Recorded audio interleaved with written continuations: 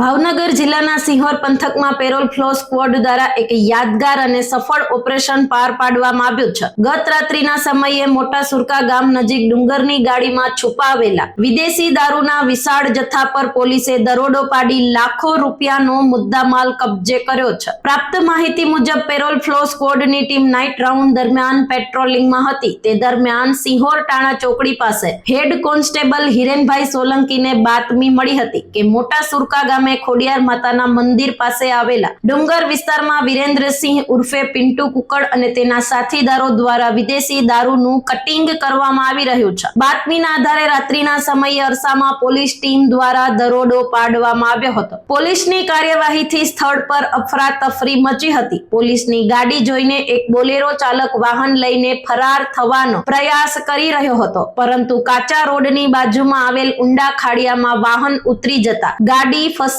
ગઈ હતી। ત્યારબાદ ચાલક વાહન સ્થળ પર મૂકીને અંધારાનો લાભ લઈ ડુંગરોમાં ભાગી છૂટ્યો હતો। પોલીસે સ્થળ પર તપાસ કરતા બે બોલેરો પિકઅપ વાહનોમાંથી મમરાની બોરીઓની આડમાં છુપાવેલો વિદેશી દારૂનો વિશાળ જથ્થો મળી આવ્યો હતો। પોલીસે દારૂ સહિત કુલ ₹96,82,390 નો મુદ્દામાલ કબજે કર્યો છે। જોકે પોલીસને જોઈને 5 નામી બુટલેગરો અંધારાનો લાભ લઈ ફરાર થયા છે। પોલીસ દ્વારા ફરાર આરોપીની ધરપકડ માટે કાર્યવાહી હાથ ધરવામાં આવી છે અને સમગ્ર મામલે વધુ તપાસ ચાલુ છે। આ સફળ કાર્યવાહીથી સિહોર પંથકમાં પ્રોહિબિશન માફિયામાં ભારે ખળભળાટ મચી ગયો છે।